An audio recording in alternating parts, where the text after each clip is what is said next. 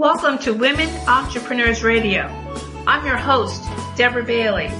And when I started this show in 2008, I was on a mission to promote women-owned businesses and help women succeed by providing resources and valuable tips from other women and men, small business owners. In each interview, my guests speak openly about their triumphs, the scary times, and tough decisions they have to make along the way. Women Entrepreneurs Radio is about showing women how to harness their natural strengths to achieve success on their own terms.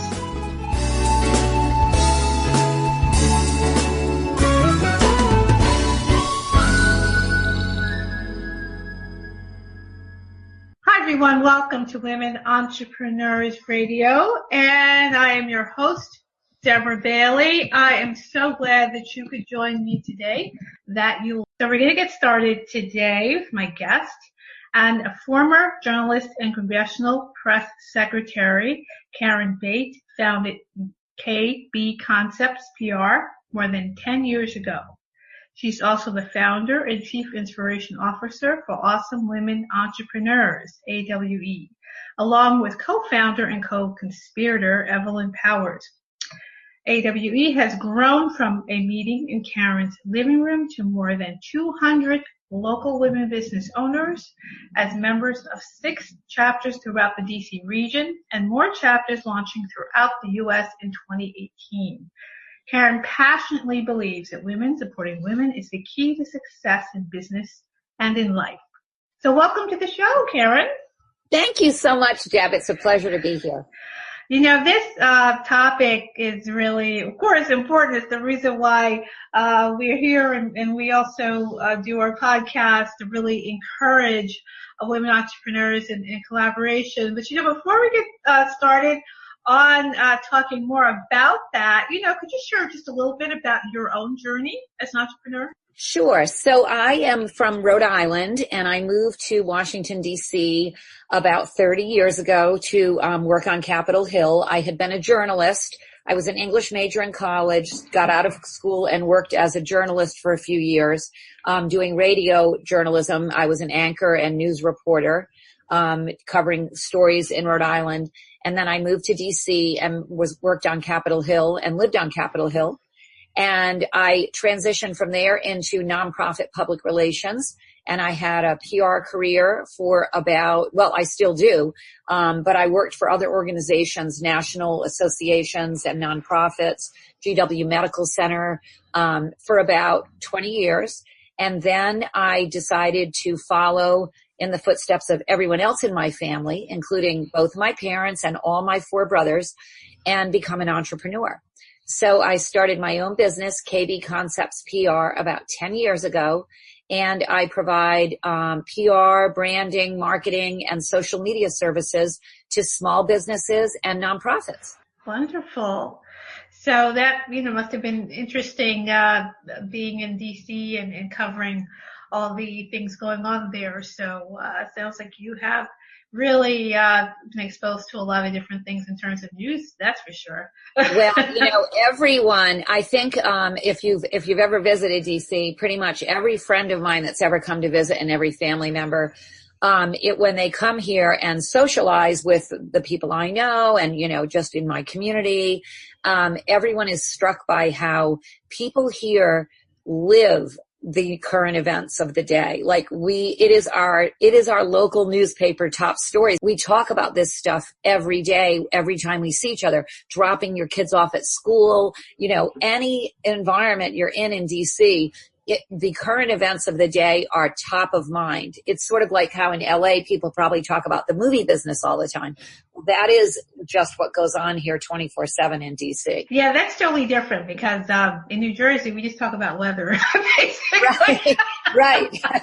I know. It is very, very different. And people say, wow, people here are really obsessed with the news. But it's just because everyone, you know people who either work for the federal government or they work in media or they're in politics. It's just permeates everything. So as far as women entrepreneurship, this is really an important topic right now. I mean, not that it hasn't always been, But I think it's more and more that we're hearing more about it. We're hearing women want to step out and do their thing. And, that's something you definitely know a lot about in terms of what you've done.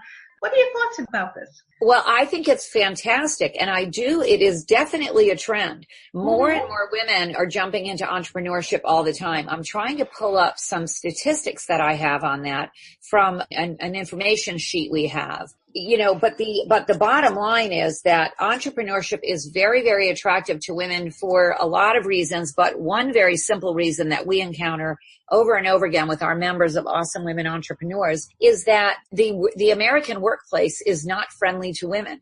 Corporate America is not flexible if you want to have children and have a career, or if you have aging parents, or if you want to have any type of work-life balance. So if you work in the legal business, the Wall Street, corporate America, anywhere that's male dominated, where the hours are long and it's very inflexible, what happens is we see over and over again women, they go into it, they do it because that's the model. There's no choice. But go down the road 5 years or so when they're really entrenched in their careers, they're moving up, but they're not breaking through the glass ceiling to senior leadership, number one. They're watching other people maybe pass them by. And if they have children, they're even more sidelined. And it's just not a welcoming, conducive environment to succeeding. So a lot of women, we've seen over and over, if they have 2, 3 children, they just walk away and say, I'll go out on my own, hang out my own shingle. I can't juggle this anymore and work 60 hours a week, which is what's often required. So that's one big reason. It's the flexibility. And I say all the time that corporate America is losing so many quality women and so many quality leaders by not waking up and realizing that flexibility is the answer that a lot of people are looking for. That's a great point, because people, as you said, they go into corporate and that model is already there as to what you're supposed to do and how many hours, and you're supposed to not really be concerned about your family and taking care of them, because now and in fact you can even be passed over in many law firms and in scientific careers. Studies show that men and women favor hiring and promoting men over women because they're worried about women being distracted by their family responsibilities. It isn't just men. These studies show that it's true for women too. In finance, in science, in law, it's in medicine. It's really unfortunate. But I did find these statistics, and as of 2016, there were 11.3 million women-owned business in the U.S. They employ nearly 9 million people, and they generate more than $1.6 trillion in revenue. Wow, that's excellent. So we are women. Hear us roar, we didn't stop working. We just started working for ourselves. Right. That's a good point. And sometimes that in the past has been overlooked. Not really highlighted the way it is right now. But, for women who are hearing this and thinking, I want to start a business, but I feel like I don't have the support, what do you recommend for them? Well, I think that, this is very interesting. I was just talking about this with one of my team members today, who works with me on both my company, my PR company, and helping me with Awesome Women Entrepreneurs. We were talking about how actually entrepreneurship is the answer to not having control of your life and to not feeling like you can go it on your own. There are many women in this country, single mothers, trapped in low-wage jobs, perhaps trapped in difficult situations where they're being harassed or treated poorly. And they may not feel that they have options. But if you can figure out a business idea and go it alone, you only have yourself to answer to, and nobody is telling you what to do, where to go, how to do it. And it can be incredibly liberating. So this is where something like Awesome Women Entrepreneurs comes in. We started this group because I knew so many amazing women business owners all working in my community. Many of them had left their corporate jobs when they had kids. Others just always had wanted to be entrepreneurs. And I said, we should have a group for these people, because I was active in the local Chamber of Commerce, but as much as I enjoyed it and got very involved and believe in supporting it, and I still do, I wasn't really getting a lot of business out of it. And I didn't feel like the men who were perfectly happy to network with me weren't giving me their business. They were still giving it to their own networks of buddies that they golfed with or went to college with. And so my thought was, we need to form our own networks. That's how men have always done it, and we should play that game. So I started this event. As you said in my introduction, 25 women showed up at my house. Some I didn't even know. They said to me, someone told me I should be here. And the women all got it instantly. And they said, this is amazing. We can work together to go after bigger projects together. I can hire so-and-so to do my website. She can hire me to do her graphic design. We can work together to go after big contracts. I need somebody to do this for me, somebody to keep my books, somebody to, promote me, PR. I'm starting a nonprofit. I need somebody to help me create a board and do board development. We have a member who started a nonprofit school. At her grand opening, every single member of her team, the person who created her logo and website, the person who did all of her PR and marketing, the person who planned her event, built her board, they were all members of Awesome Women Entrepreneurs. And she met and exceeded her goals of enrollment her very first year. Because we have this network of more than 150 women business owners. All of us have deep roots in the community. We're all on PTAs and sit on boards and commissions and help run the county. Many of them are leaders. We have incredible networks, and everyone tells everyone else. So if your child, even if your child's in a regular public school thriving, you know somebody whose child isn't, and you refer them to this woman's school. And before she knew it, she was exceeding her enrollment goals. Wow, that's great. Yeah. So what are the advantages that you would say to having women-only networking? Because it sounds, this sounds fantastic. I know that women will support each other, but, what do you see in terms of why this is really important for women entrepreneurs? Well, it's funny. We've done surveys and asked women what are the reasons they like to come to AWE. Each meeting has a speaker who speaks about something relevant to women business owners, so they like the educational aspects of it. They, of course, love the networking aspect of it. But the main thing is, unlike we are not a BNI. We do not ask people to come and how many people have you referred? How many people have you, gone and had coffee with? Like that, a lot of us feel that that's just way too much pressure when you're busy running your own business and living your life. So we wanted to be the anti, high pressure networking situations. There is wine at every event. That's a huge part of it. We actually have a local wine sponsor. He provides our wine. We have a local sushi sponsor. We have sushi at every event. Sounds great. We feel that that's all really important. Basically, women can walk out the door, show up. They don't have to bring anything but their business card with them. And that's only because we have raffles where we give away fun prizes. And they pick up a glass of wine or a glass of water, whatever they want, and they just chat with the other women. And they all say that the number we have heard over and over again, the number one benefit is that it provides a safe, supportive space for them to be honest. And some women even use the word vulnerable about what it's really like to be a woman entrepreneur, about the juggle and the struggle of running your own business, getting out there and, building your business, doing business development, hiring, growing, managing the bookkeeping and all the business end that most of us, that's not the reason we started our business. We started them because we were passionate about something. And there's a lot to learn, a lot to do, and it's not easy, but it's also incredibly rewarding. And so we all get together and share the highs and the lows, and it's the one place where you can be totally honest. One woman said, it's the only place where I can come and talk about how I had a baby throwing up over my shoulder today while I was on the phone being screamed at by an unhappy client for half an hour. And everyone will totally get it and give you a big hug.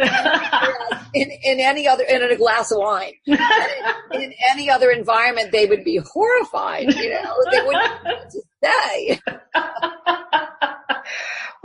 Yes, that's so true, because I've worked in corporate environments, and a lot of times people, they weren't exactly going to talk about those family things unless they're maybe talking in general terms.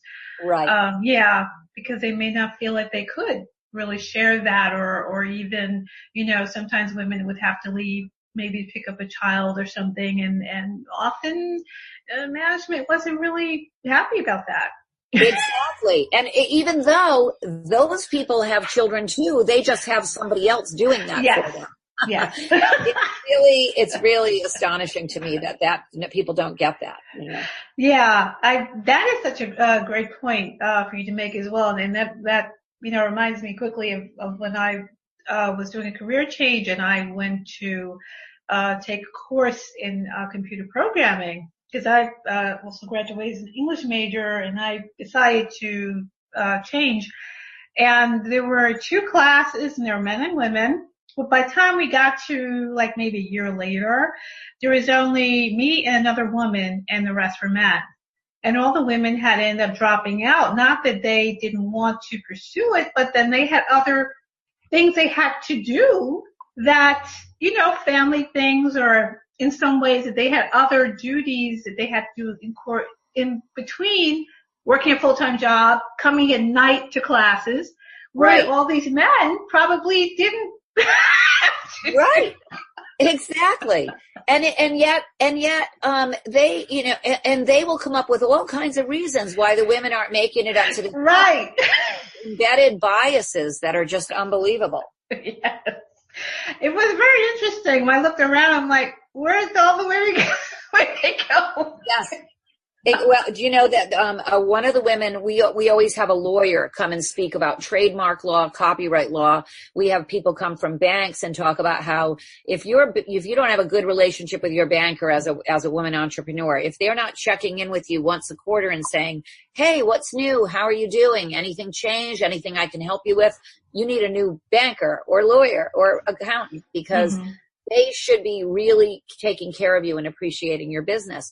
And this one lawyer told us that she was a big corporate law firm partner in D.C., which is not easy. And she was probably making close to $1 million a year as a partner in this law firm. But she had her 3rd child, and it was completely untenable because the amount of hours demanded of her were insane. And she said, this is nuts. She quit, started her own women-run law firm. She hires other women lawyers who want to have more flexible schedules so that they can leave work in the middle of the day and go to their child's kindergarten recital, for example, just like you said. And these women have now something like 2,000 clients. The New York Times did a big spread on them. Her name is Rebecca Geller, Geller. If anyone wants to look it up, it's called the Geller Law Group. And they are killing it. And they have never missed a beat. And everyone who works for her, I think she now even has a couple of male lawyers, males. They all have the flexibility to, if their child is sick, if they experience a death in the family, if the kids have special programs, if you just want to be involved in your child's life, and be a real mother or something, that you can do that and have a fulfilling career. We'll be right back after this short break. Hi, I'm Karen Bate. And I'm Evelyn Powers, and we host the Awesome Women Entrepreneurs podcast. The Awe Show. Evelyn and I are both business owners and partners in Awe, a professional networking group we founded a couple years ago. Every week, we talk to awesome women about their entrepreneurial journeys. In these conversations, you will hear from women with fascinating backgrounds in varied businesses. From veterinarians to inventors, a Tuscan cooking school owner, Molto bene, and even cannabis experts. Oh my. They'll share their experiences, including the real juggle and the struggle of running your own business, and offer tips and advice for others considering taking the leap into entrepreneurship. This podcast is one of my favorite and fun features of Awe. We get together monthly to connect, collaborate, and support one another. Awe creates a safe, intimate social setting where busy women entrepreneurs can share their stories, have some laughs, and wine, and support one another. While Awe began locally, we're excited to be launching chapters all over the country. And now with this podcast, we're here to support and connect women all over the world. Learn more about awe at awesomewomen.org and find the Awesome Women Entrepreneur Show wherever you get your podcasts. Thanks for listening and be awesome. That's fantastic. And it's true. It's things like that maybe aren't really highlighted and talked about, but then they make a big difference as to who's going to rise up and who isn't. And as you said, the structures in place people try to fit into, and often that doesn't work, So. And quality of life, Oh, yes. It's really unfortunate that so much of that seems the burden of juggling those things and finding that balance falls to women. Yes. But despite some gains, it's still pretty much majority of everything. Housekeeping, running the household, managing the children, education decisions are still all falling on women. And while we definitely want that to become more equal, the reality is that it just isn't there yet. The financial benefit of being a member of AWE is also not insignificant. Our members report that they have grown their business by 30%. In their first year of joining because of all the referrals and networking that they successfully build their business on from being a member of the group. That's a big part of it too. And they're not only growing their businesses, but they're doing it in a very warm, supportive, and extremely fun environment where we always say our number one goal is to just laugh a lot. Well, that's a good one. I like that. So Karen, please share with everyone where they can find out more about you and about the organization. Well, thank you. So the organization is Awesome Women Entrepreneurs. The website is awesomewomen.org. And I urge any of your listeners, if they run their own business, if they know other women in their community who are also running their own businesses, to consider starting a chapter in their community. We have structured our website so that we can provide everything a woman needs to start a chapter in her community. And we encourage them to get a friend and do it together to make the load easier. It's really not a lot of work. You hold monthly meetings, find a speaker. We have loads of speaker ideas and a speaker network.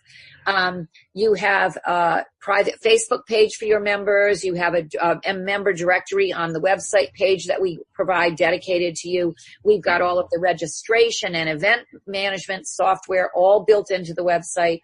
The events are super fun and easy to hold. Lots of local businesses want to host you because who doesn't want to have 30 women business owners in their lobby? Many banks want that. Many restaurants want that. It's really easy to find people to host you. Co-work spaces love having you. And so if they they can follow us on social media, Awesome Women Entrepreneurs on Facebook and LinkedIn, and Be Awesome Women on Twitter and Instagram, and awesomewomen.org for our website to learn more. Wonderful. That's great. So I'm sure that everyone will check those out and, really find out if this is something that would be wonderful for them to join or also to start their own chapter. But Karen, I know we only have a little bit more time left, but what I find so interesting about this is there hasn't been like the old, I guess, stereotype that women don't help each other. Yeah, that is, you're right. I'm giving a keynote address at an event called Women Making History, and it's a small business fair for women business owners to celebrate the end of Women's History Month. And it's at our local library. The county is putting it on. And they're giving out bookmarks, and they let everyone who's either having a table, a lot of women entrepreneurs are having tables there. And then they also asked me if I wanted to do a bookmark. And mine says, the old story about women not supporting one another is false. Together we are stronger. Together we all rise. It's collaboration over competition. That's how we're all going to grow and thrive. Yes, exactly. And it's so true. And if you talk to women about that, they all get it immediately. Even in AWE, where in my local chapter of AWE, there are several PR and marketing firms. But guess what? I don't see them as competition. If I'm busy, I'm happy to tell somebody to go and work with them. They're part of my tribe. And if they're busy, or if they have their hands full working on a big contract, they may subcontract to me for a piece of it, like the media outreach or something like that, or the social media, or the influencer marketing, which is something I specialize in. I've subcontracted with several of the other companies in my own space, in my network. And we fully support one another. And that's fantastic. And hopefully that old story will die after a while. That's right. We are not the Real Housewives. Even though I have to say, I absolutely love Camille Grammer from the Real Housewives. She's a spokesperson for one of my clients, and she's a wonderful, wonderful person. Oh, yes. And she'll be the first to admit all of that drama. Behind the scenes, they all love and adore one another. It's all manufactured drama. I'm probably not supposed to say that. Don't let that secret out. You might have to edit that part out. I'm just kidding. So true. Yes. It becomes something of, entertainment to see women, at each other. But, right. But it isn't true. And, the other thing about awe that I wanted to mention is we are not, limited to 6-figure females, like that kind of an organization. We make it very, very affordable so that people at all, stages of entrepreneurship, whether they're just thinking about it, whether they're doing a side hustle, or whether they're fully jumped in, but in their first couple of years, all the way up to super successful, seasoned entrepreneurs, because those women serve as the mentors for the other ones in our group. And we're very big on mentorship. That's great, because a lot of times they are separated from everyone else who can really learn from them. Absolutely. But they don't have access. Absolutely. And the other huge value that we have at AWE is diversity. Economic diversity, geographic diversity, racial diversity, every type of diversity. We welcome all women of all, from everywhere doing everything. And we want the members of our organization to look like you and look like each of you, so that everyone feels welcome and supported. That's how women are going to take over the world. So that's exactly right. You got it, Deb. That pretty much should be our tagline, right? Right. See, there you go. So our hashtag is Be Awesome, but I also love The Future is Female. That's another one of my favorites. Yes, that's so true. Karen, I know you have to get going because you've got stuff going on. So, this has been a wonderful conversation. I just want to say, did you have any final thoughts or anything you want to share before we end it? Well, Deb, I only wanted to thank you for having me, and I wanted to tell your listeners that I'm really looking forward to having you on the Awesome Women Entrepreneurs podcast also. It's sometime in August. Yeah. Yeah, I have August. Right. So we are thrilled to have you on, and that's on the Awesome Women Entrepreneurs podcast. And I'd love to ask all of your listeners to follow us on iTunes. And I certainly will do that myself, and I'm sure everybody else will as well, because we have to support each other, as we've been talking about. That's how we do it. So, that's exactly right. So, Karen, I'm looking forward also to joining you. I really have enjoyed this conversation. Thank you so much for joining me today. Really, really enjoyed it. I really enjoyed it too. And you are on August 2nd, Thursday, August 2nd. Wonderful. And I'll be sure to be sharing that as well, so everybody can listen into that conversation as well as hearing this as well. So that is great, Karen. And everyone, I know that you enjoyed this, so please make sure you share it on social media. Please check out Karen's organization and really see if you can join in with the Awesome Women Entrepreneurs. I'm sure that you can. And let's just really get together and keep this going, because we really got something going good here and we need to keep growing. So once again, it's Women Entrepreneurs Radio with your host, Deborah Bailey. Thank you so much for joining me, and we'll see you again next time. Bye-bye.